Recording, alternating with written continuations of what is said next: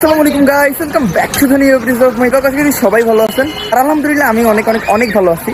আজকে আমি অনেক খুশি, কারণ আজকে আমার একটা স্বপ্ন আমি পূরণ করতেছি।